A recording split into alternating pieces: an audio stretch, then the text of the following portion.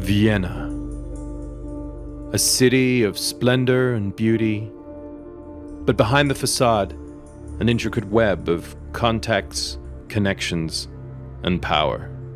The 𝗂𝗃𝗃, an impenetrable fortress which fiercely barricades itself against outsiders and keeps a tight lid on internal operations. It's fronted by its figurehead 𝗂𝗃, but who are the real gatekeepers of this powerhouse, which is founded more on money than on morals?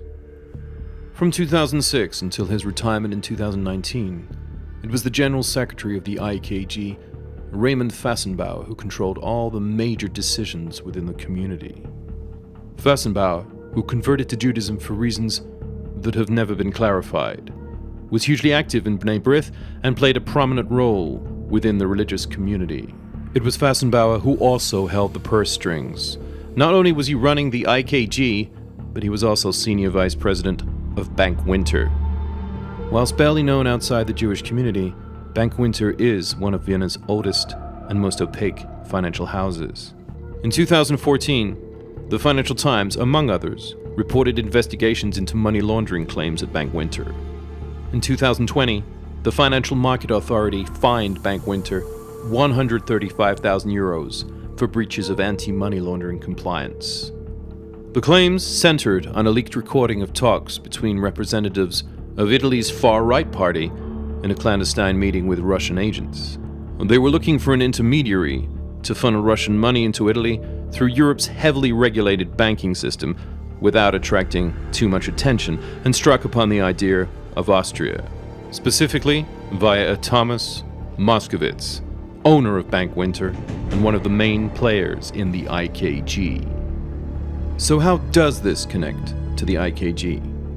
Well, apart from controlling almost all aspects of the 𝗂𝗃𝗃, Thomas Moskowitz also set up a kollel, which recruits families from around the world, inviting them to come and settle in Vienna with the offer of rent-free accommodation and a salary in return for learning Torah in the kollel, a so-called religious academy. And who pays? It is financed by the Austrian state, which subsidizes every activity within the 𝗂𝗃𝗃, from the infrastructure to the schools, the security to the museums, to the Ezra Community Center, the old age homes, even down to the monthly magazine, the Gemeinde.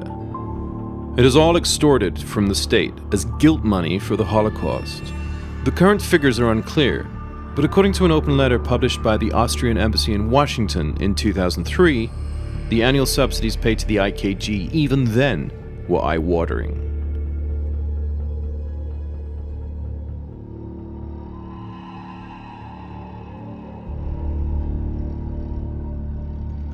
€4.2 million for 80 teaching positions alone. This, of course, includes Lauder Chabad, something of a misnomer since it is not in fact financed by Lauder himself, but again from government subsidies, which the 𝗂𝗃𝗃 have secured for an indefinite term. Should Austria have to pay forevermore? What is more, the sums as stated by the Austrian embassy officials are wholly disproportionate to the size of the 𝗂𝗃𝗃.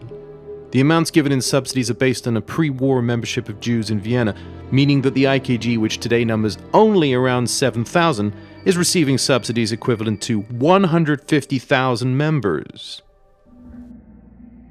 With money comes a sense of entitlement and power. Power which can be abused to influence parliament, the courts, and to create a culture of fear and silence throughout the 𝗂𝗃𝗃 and the Republic. Whilst reigning supreme over small-town Vienna, the 𝗂𝗃𝗃 is practically insignificant on the world Jewish stage. It therefore strongly relies on support from the World Jewish Congress to bolster both its image as well as its bank balance. In particular, the 𝗂𝗃𝗃 prides itself on its close ties to WJC President Ronald Lauder, who also served as U.S. ambassador to Austria in 1986. In his prestigious position, Lauder regularly meets with heads of state, prime ministers, and government representatives in order to discuss and advance causes of concern to Jews and Jewish communities around the world. World anti-Semitism led to Auschwitz. Thankfully, There were some people throughout Europe who had a moral decency and acted differently. Ordinary people who risked their lives and their families' lives to save other human beings. Sometimes people they didn't even know.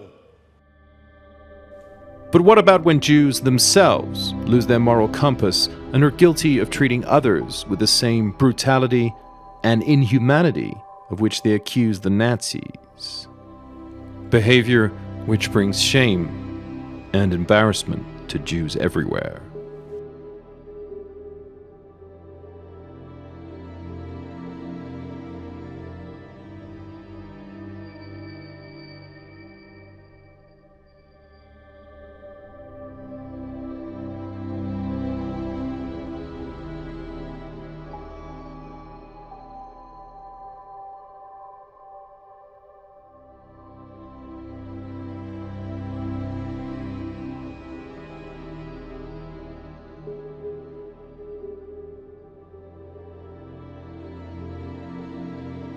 Speculation surrounds the most senior and influential figures within the IKG in connection with twin boys Samuel and Benjamin Schlesinger, who were violently ripped away from their British mother when they were 2 years old. Their mother has been blocked from all contact, erased from her children's lives. The courts, generally charged with making orders themselves, in this case were given the orders to award sole custody to Michael Schlesinger, a local doctor in the IKG. Despite police reports relating to domestic violence, and despite the father having been evicted from the family home. A community abandoning all Jewish values simply to collude with one of their own. All the while, children are being held captive in the Lauder Chabad school, hidden from view of external authorities.